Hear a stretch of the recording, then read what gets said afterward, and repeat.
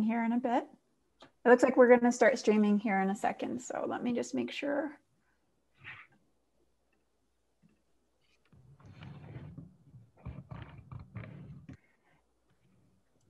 There's so much going on right this area. Alrighty, I am just going to see if our live stream session is...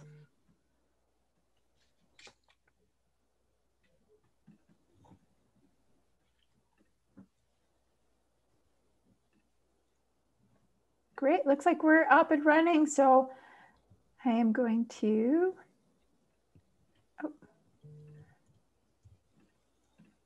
Awesome. All right, we are streaming to the platform right now. Just going to do a quick introduction. Hi, everybody.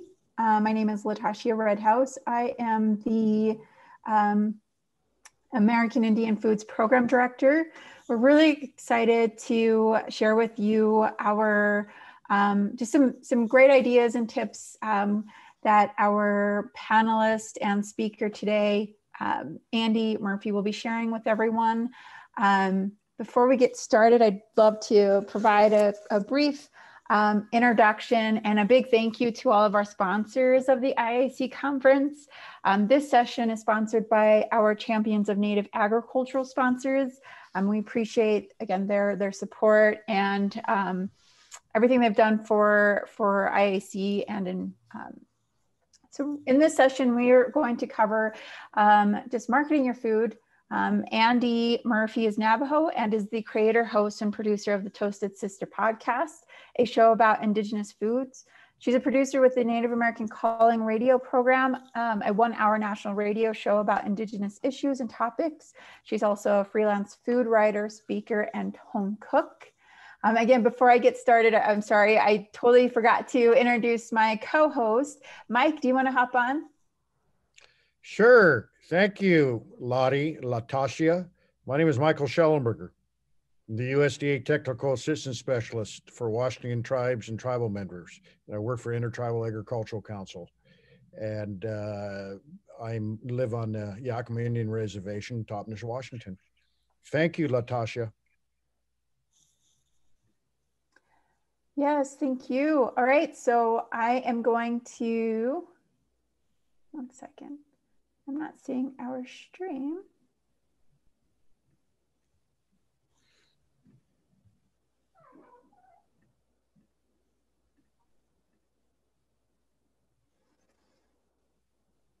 Great. All right, awesome. So today, again, Andy Murphy is going to go ahead and cover food photography. So Andy, go ahead and kick us off. If you want to go ahead and reintroduce yourself and share a little bit about your experience in this food sector. Okay. All right, then. Well, thank you so much for inviting me. Like she said, my name is Andy Murphy. I am the creator, host, and producer of the Toasted Sister podcast. I'm going on just about 4 years now. So I've been producing this podcast for almost 4 years and talking to many of y'all on the podcast and for Native America Calling, which is where I work full time. So I am a journalist. I'm a storyteller. Even before I got here in radio and podcasting, I did a whole lot of food writing and food photography for a small local newspaper, their entertainment section in their newspaper. And from there, I really learned so much about food from all over the world in this little town called Las Cruces. And I learned a lot about taking pictures of food and taking good pictures of food, even though I was just like tossed in there, just randomly tossed into a restaurant by my editor and asked to do a food review at a French restaurant and take a picture while you're at it, while you're there. And I'm like, ooh, okay. So, so that happened. And apparently I was, I'm pretty good at it. I had a knack for it. So I became like the regular food photographer / food writer in Las Cruces. and this was me fresh out of college. So, and then in college, I took a couple of photojournalism classes. So that's my background, is photojournalism. Not so much like art photography or even like food styling or anything like that. When a plate came to me in a restaurant, that's how I took pictures of it. I wasn't the one, placing things on the plate and thinking about colors and stuff like that. But, I learned a whole lot from watching all of these plates come to me in a restaurant and learning about what makes a good plate, why chefs decide to fix a plate in a certain way or have certain items on a plate for garnish or not. So yeah, spent a couple of years doing that, and eventually started taking pictures of my own food, and then of course taking beautiful pictures of any native food that is presented to me, or that I have access to. I know with my podcast, I talk to native folks from all across the country, so it's kind of hard to, be there with a plate of food, but I try my best. So, good food photos. I said this last week because I did a very similar presentation like this for the first time about food photography. And I was thinking about, why is it so important to me? Is it because I'm just like, this tortured artist type? Like I need things to, to look good. But thinking about it, I came up with this, good food photos is a really good way to honor food and honor the chef, the person who made the food for you, whether that's a restaurant chef and your favorite local restaurant, or yourself and your own cooking abilities, or like your grandma, or an elder in your family, an important person in your family. After I talked about food photography for the first time last week for the Center of Contemporary Arts in Santa Fe, I came up with this idea to do like my own personal photo essay, but focusing on the food from my grandma. And I thought, oh my gosh, how cool is that? And so I immediately called my parents and immediately called my sister and everybody. I was like, I have an idea. I want to take really good food photos of grandma's food, whatever she's cooking, whether that's like a can of biscuits and sausages and eggs, or, something, more on the traditional side. But I got that idea, after just spending a couple of days thinking about food photography, because that's my way to honor my grandma and somebody in my family. So that's something else. I'm gonna try to do that after COVID and when it's safe to visit grandma again. But I think that's a pretty cool thing. I if I could give you an assignment, learn a little bit about photography and taking good food photography, and go take photos of your grandma's food or your great grandma's food. I think that would mean a lot, and it's definitely going to mean a lot in the future when they're not there anymore, but you have these cool photos of her and her food. So yeah, good food photos is a really good way of honoring the cooks in your family and in your community. For marketing, it can really be everything, because how many times are you just having your eyes open out in the world and you see a beautiful food photo and you're like, I gotta eat that, I gotta buy that, I gotta try that someday, because it's a well orchestrated photo with really good lighting. That happens pretty much all the time for me, because I follow a lot of like food groups on social media. I definitely follow tons of native chefs on the social media, and seeing their photos is just really inspirational. But you know, I see of varying degrees of quality from, and this is true for me too. Like sometimes I've been in the kitchen all night and I just want to show you guys, look what I made after, you know, 4 hours of being on my feet all night. Here's what I made. And I don't really care about lighting. I don't care about anything. I just want to tell people that I made this because I'm proud of it. So I see those kinds of photos. Sometimes people's feet get caught in those kinds of photos, or there's clutter everywhere. The stove is just dirty and gross looking, all the way to like really nice looking plates where you can tell, you know, they took some time to take a photo. So there's all kinds of food photo qualities online. But, you know, for marketing, you know, if this is your business to sell food or to sell food products, I think it goes a really long way in, you know, advertising and marketing yourself. When you have really good photography to go along with it, whether that's on your website or social media or in videos, in promo materials, having something that's original, I think means a lot. When people are using stock photos, you can tell. And it just kind of takes away from that quality and individuality, personality too. It takes away from, you know, it takes all of that away from your name and your product, I think. With, you know, Toasted Sister and being a native journalist, I spent a lot of time looking at people's websites and definitely looking at the food photos on people's websites.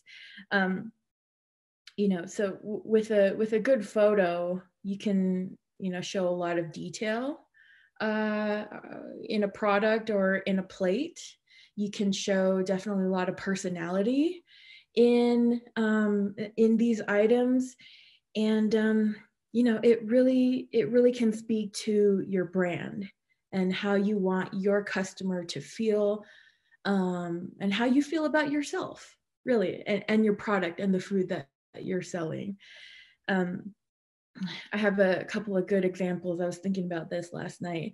If you want to see good examples of really good marketing and really good photos, Bow and Arrow Brewing Company here in Albuquerque, New Mexico, they've got really beautiful photography and they've got consistency.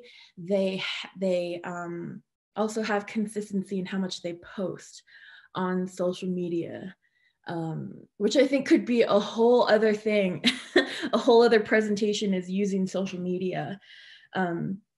But Bow and Arrow Brewing, I think right from the beginning, as soon as they opened, as soon as they brewed their first beer, I'm pretty sure they had a photographer, a professional photographer there to document every new beer, to document the beautiful space that's there. And, you know, that's one of the reasons why I really just love just looking at Bow and Arrow Brewing, because they're very consistent in how they feel.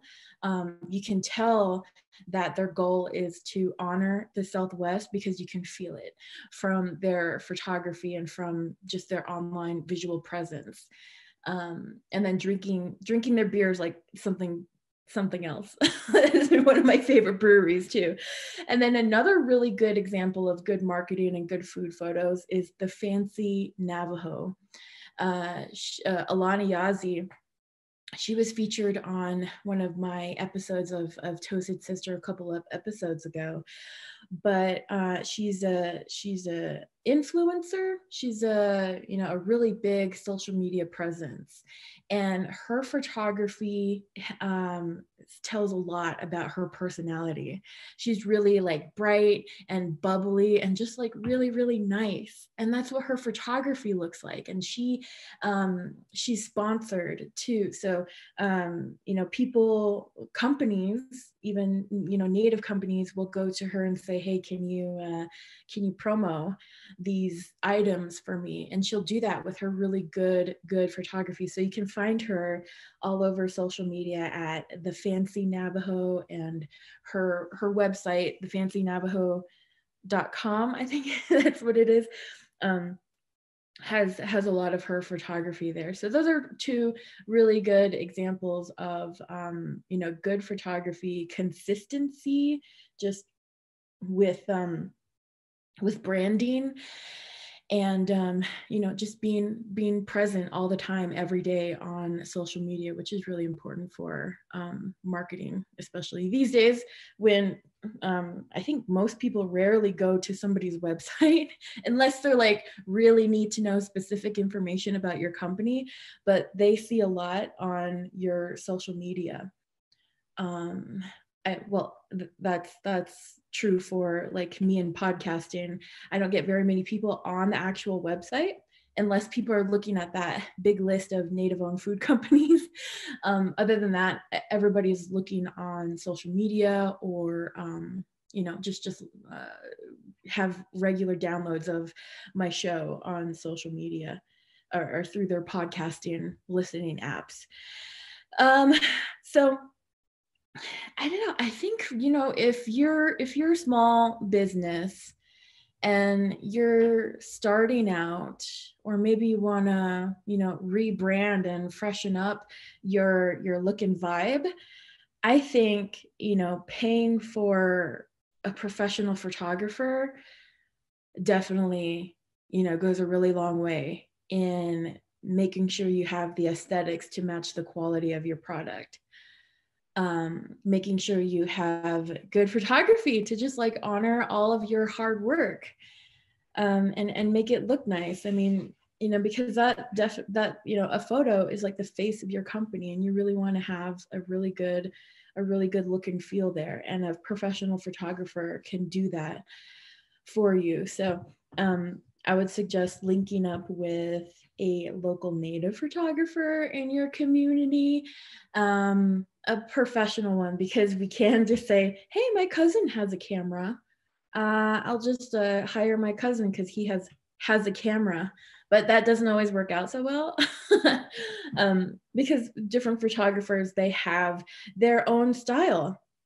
My style is definitely not the same as the next photographer, or as the photographer for Bow and Arrow, or Alana Yazzie with Fancy Navajo.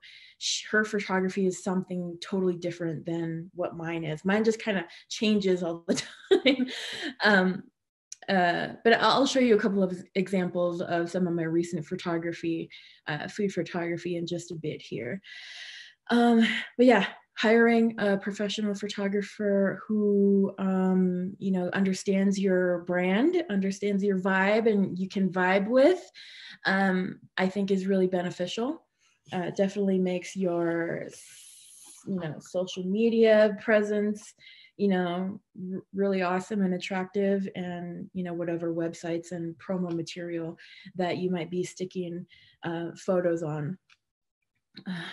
And, I know this is like a whole, presentation on like marketing. That could be like a whole other thing in itself too, like marketing, and just having like a really good consistency with like fonts and colors, and how you have templates for like social media posts and stuff like that. I mean, that's something that I really think is important for myself with Toasted Sister, and a lot of the social media postcards that I put out. I've definitely, in the last couple months, not in the beginning, but in the last couple months, really see it as an important thing to have consistency in like your style when it comes to making like social media postcards, or fonts. I like, for me, I just like fonts. Fonts are like your best friend and your worst enemy sometimes. But yeah, that's the reason why some companies have enough money so they can pay you know, that artist marketer type to do most of this stuff for you. But, you know, if you're a small company, you know, just starting out with limited funds, I know that's a lot of us in Native America, you know, just looking at other people's examples, looking at people, you know, how they put colors together, how they put photos together, how they promo photos and the aesthetics of their product on social media, you can learn a lot from that, just studying label design and logos. Yeah. So like I said, I spent a lot of time looking at other people's websites for all of my jobs as a journalist. So let's see. I do have a question, Andy. I'm so Okay, sorry. yeah. Yeah, I figured we can kind of create a discussion as well, because I think your photography is just absolutely amazing. And that seems to be one of the things, like you mentioned, you right now we're using digital strategies to increase that customer engagement. And, you know, just for our producers that might not have the funds or the marketing dollars to invest in a photographer, do you think that there are tips or there are apps out there that producers can use with just their cell phones? Like, is there an option for them to just download something that could really help them, or is there other tips and tricks? Do you have something on your blog or anything like that that can kind of help a producer kind of understand the best approach moving forward with photography? Yeah, definitely. So, you know, you can download every photo app out there, but that doesn't mean it's going to make you an ace photographer. I think just learning some of the basics in front of the camera and behind the camera, whether it's your cell phone or you've got, you know, something like this, definitely just ups the quality right away if you can understand a little bit about light, because that's all photography is. All photography is understanding light and how your camera can capture it, how fast or how slow your camera can capture it. So, you know, a couple of basics is just finding really good lighting. And there's no rule that says you can't, you know, move your plate of food outside to a really nice bright area. Maybe there's a wood paneling that looks really nice and really rustic, or maybe like your dad has a workbench outside that's like has this cool rusted texture on there. Go move your plate out there. Or maybe your bathroom has some really good like you know, countertop. Go use that. Nobody's really gonna know unless it's like your husband or your best friend is like, is that your bathroom? Yes, don't tell though. So move your product around, find a background that looks pretty good, but pretty neutral. I know a lot of people have this kind of tabletop. I don't have it because I got rid of it because it's ugly, but it seems like every other person has that like fake wood paneling dinner table, and that's where they take all their food photos. I mean, you can use that if you want, but I would really suggest moving your product around and finding good light by a window. See, this lighting right here is natural lighting that I have on me. And I make sure to do all of my Zoom stuff behind a black background, which is, you know, most of my house, but you know, so I won't get that like blown out feature where you have really bright in the background and then your face is in shadow. So make sure anything you're taking a picture of, whether it's yourself or other people or your food or your product, is lit in a good way. On your camera, when you are focusing on something and you're about to take a picture, you can move around how much lighting you allow inside the photo. So if you're taking a picture of something white and bright outside, it's really white and bright and it blows it out to where it just doesn't look very nice anymore. You can have, there are little options like that with your phone. And for me, I should have brought an example, but I can reach this example over here. But I have different like colored boards that make it seem like I have a bunch of different tabletops and a bunch of different surfaces in my house. So here's one. I also use this to bounce light. So I have just like a white background right here. I have a yellow one, a red one, a green one that looks like fake white marble, one that looks like a different color of wood paneling. So those are just like, I don't know, $3, $3 to $6, depending on where you get it at the craft store. Those can really up your photography, especially the white one, if you're going to be taking a picture of, your little chapstick or your little product. And then from there you can, use Photoshop. That's the app that I use a whole lot when I'm doing anything is Photoshop. I think it's called Photoshop Express. But that one gives you a little bit more control over the little things, different colors, shadow, stuff like that. And these days, I think most photo editing apps, they have all of those. That's really basic. But definitely don't go overboard with the filters. Yeah, that's easy to do, but sometimes it just doesn't match.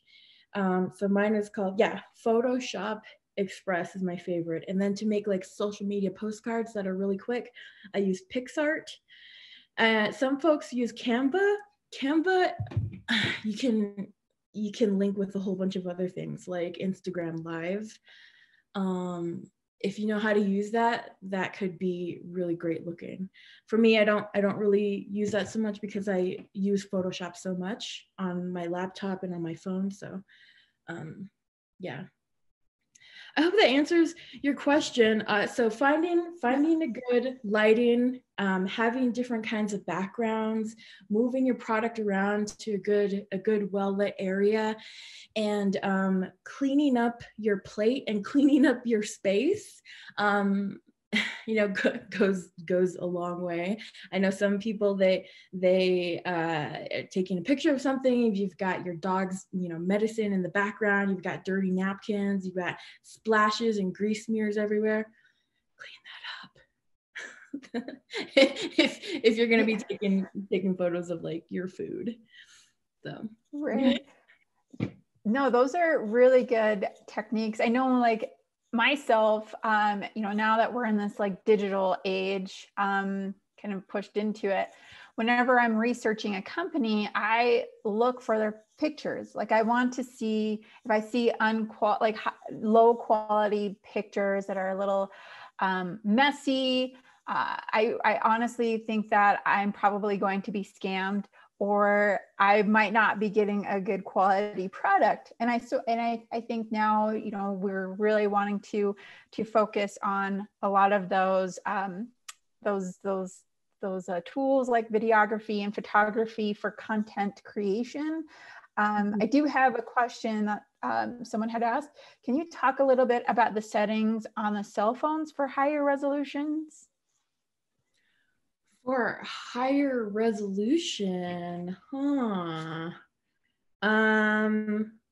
my gosh. For higher resolution, because I'm a photographer, I just switch over and, but there is a manual setting here, but that's basically like using the manual setting here, which is learning how to use your camera for the first time. That's the assignment a lot of photography students get, is just learn how to shoot on manual. I think in your cell phone you have the option of Yeah, even my old one, my phone, I need an upgrade, but there are options in there to, yeah, up the quality of the resolution. But when you're gonna do that, you just want to make sure that whatever you're taking a photo of from then on, whether it's the highest resolution, the highest quality, or the lowest, fastest quality with the smallest file, you just want to make sure that you have a steady hand when you're taking a photo. And bringing your camera close to your body makes it really steady. Investing in a little tripod, and these are really cheap these days for your camera, is really beneficial too, because any amount of movement is gonna skew the sharpness of the photo, and sharpness really is everything, and intentional focus is everything in a photo. I know sometimes when you're taking a photo of a bowl of food, your camera just wants to focus on the spoon that's on the side and not the food right in front.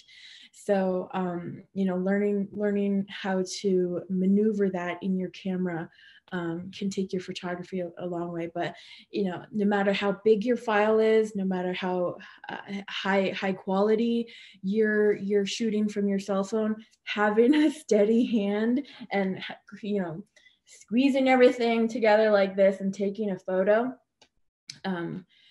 really gets rid of any of the shakiness you might have, or any of the blurriness that might happen when you're taking any kind of photo. Yes. I hope I answered your question. Sorry. Like when I want to up the quality, because I'm a photographer, I just easily do this. Yeah, I think that's really helpful. Again, when you're uploading, luckily, social media really doesn't need a super, super high res, picture, which is great, because then you could just use your phone. I know that, moving we're moving into 2021, social media and social media is going to be a big, big marketing tool for business owners. And how do you using photography, how do you see, are there any tips or tricks or recommendations for how producers can create more storytelling, or how they can provide material where they can add value to their product? And how can they say, hey, consumer, this product will add value to your lives, like using photography and using these different types of tools? Yeah, I think like putting your actual face out there is that way to say, hey, this product adds a lot of value to your life, because it adds a lot of value to my own life, and here I am using it or eating it on the daily. There's one group, Taos Bison Star Naturals. They've really started doing that a lot lately, and it's kind of like as a social media a person out in social media. I'm watching Bison Star Naturals, which is like a bath and beauty company in Taos, New Mexico. I feel like I'm their friend, and I'm on this journey with them, and I every time they come up on my social media feed, I'm like, what are they up to now? It's kind of like almost like a what do you call it, reality TV almost, because they're building an actual space, like a brick and mortar space. So they take you behind the scenes of, you know, picking out their space, and yay, we signed our papers, we laid the foundation, and then the next week they're putting up the whole skeleton of the building. But, you know, they take you in the back where they are creating their soaps and they're creating all these different oils and stuff like that. That really adds a whole lot to your social media presence, and just getting like a personal human being out there that you can connect to.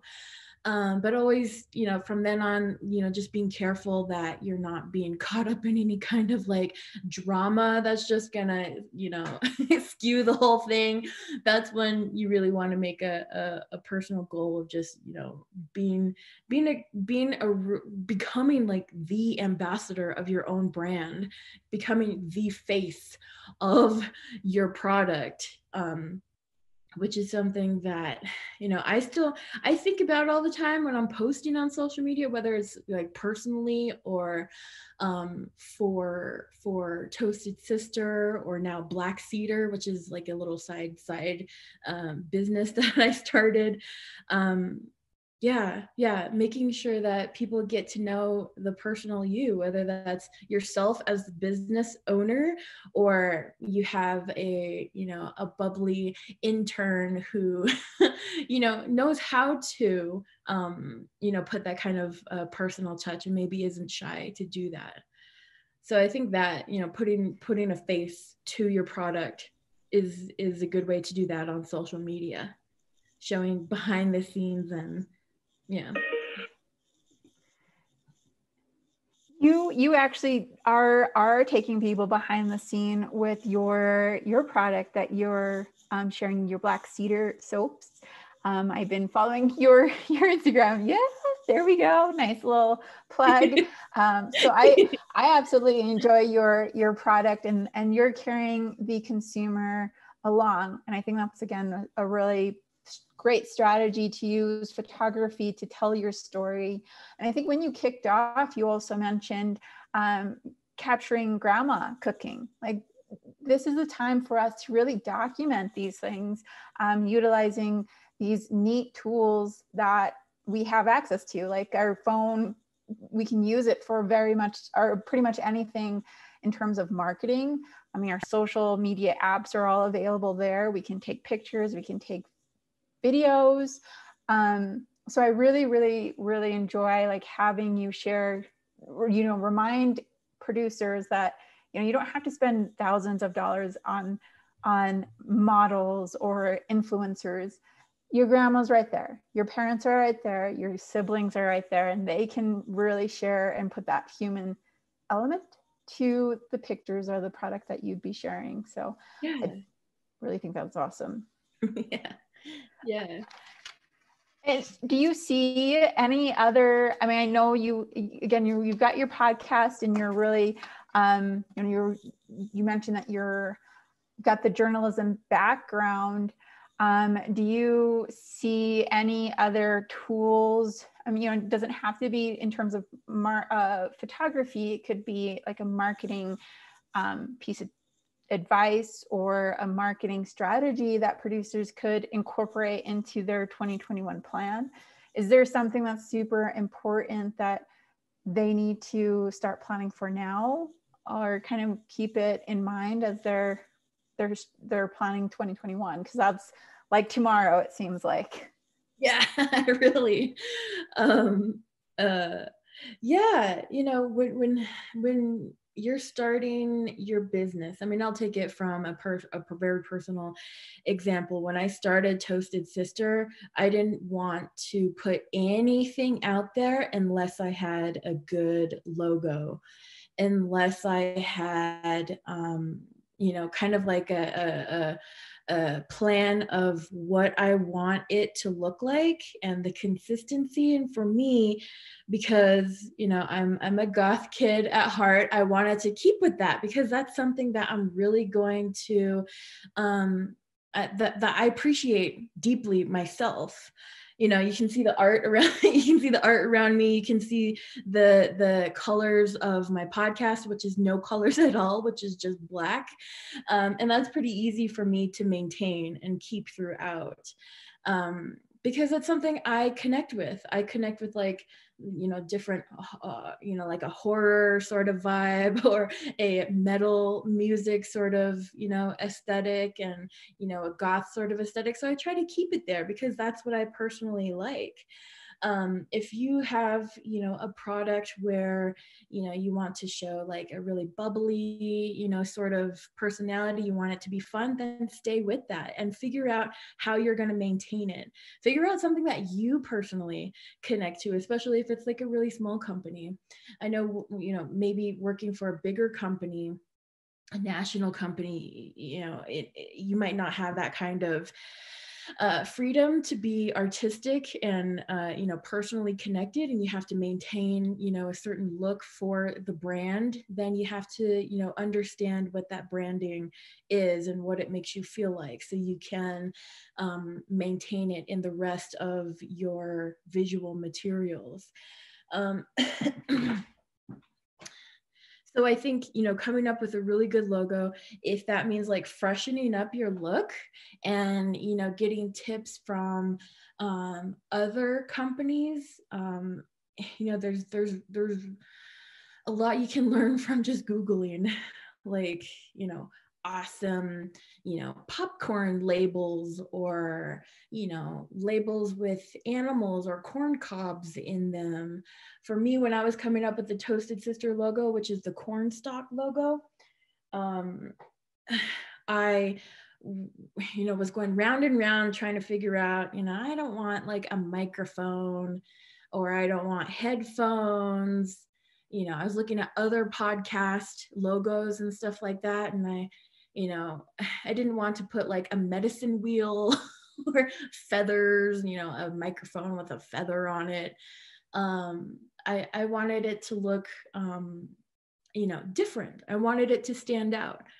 So I looked at corn stalks, because, you know, corn is you know, one of the three sisters, toasted sister.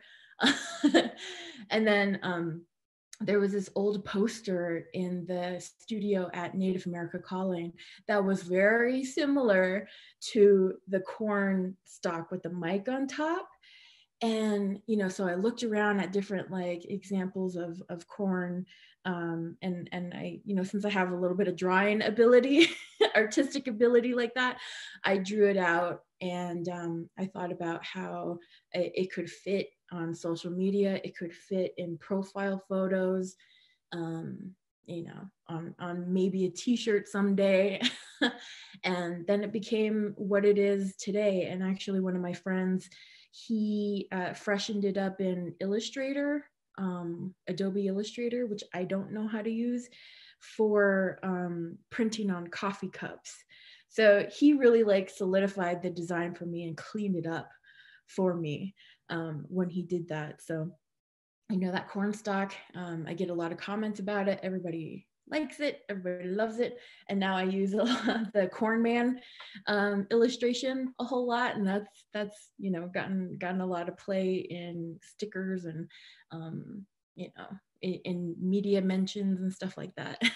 And on the t-shirt, the Toasted Sister t-shirt. So I think finding your vibe, you know, is one of the most important things, you know, right after finding, you know, a good quality product that means a lot to you. Yeah. Yeah, we're coming up towards the end, but definitely I think when you do find your vibe, you're putting your best foot forward. You're not creating this persona that's going to be hard to convey for years to come. When you do find your vibe, or you do find what your brand is going to be, and it does reflect what your mission or what your business goals are, I think it's super easy just to share that, and it's easy to create that storytelling element, because it is truly who you are. but, you know, I really want to say thank you so much, Andy, for coming on and just sharing your knowledge about photography. And, you know, we could probably have a full long day, like a full day conversation about photography and marketing and branding and content. There's just so much to learn, I feel like, and it's so hard to convey all of that and pack it all into 1 hour. You know, you did touch on logos, like even just the creation of a logo is another thing in itself. But you know, I really appreciate you sharing and providing some insight to those that are attending today. Is if you want to go ahead and close out, you can share how attendees can get a hold of you or how they can follow Toasted Sisters. Or I do know that you are sold out of your black cedar soap, which I didn't purchase much on. But yeah, if you want to go ahead and close us out, that would be great. And again, thank you so much. Yeah, so you can find Toasted Sister Podcast anywhere you listen to podcasts. You can see some photography attached to the episodes at toastedsisterpodcast.com. I am on Instagram at Toasted Sister and then at Andy Murphy 13. I'm on Facebook, you know, Toasted Sister and Andy Murphy, and then a Black Cedar. Black Cedar is just like this new little project that I think I'm really wanting to focus on a little bit more, because it gives me all of this space to create something that, you know, me and my partner Addie Lucero really like the aesthetic that we really like. And we like things that are Black. We like things with like a goth aesthetic. And so we want to, you know, go more with it and do like, you know, chapstick or lotion, or she's already like getting busy trying to make a candle, a Black candle. And for me, it's just so much fun to come up with these ideas of fonts and photography. I mean, that was one thing too, when I made this Black Cedar, which is black soap. When we made this, I didn't want to put it out there unless I had a really good photo to go along with it. So I got busy after I got a sample of the soap. I got busy with photography and just went all out on, you know, creating a really good photo, because I knew if we wanted it to be successful, and it is, it's sold out every single time we've come out with a batch of soap. You know, I think it's because of the photography and just the way it looks. It looks like it's well put together and well thought out, because I thought about it for hours and hours and hours, and I'm just like that tortured artist type, like it has to look right for me. So, you know, if you're a person like that, then oh my gosh, you know, I can't wait to see your work. Look, the fine details just go a long way. Yeah. So yeah, that's where you can find me.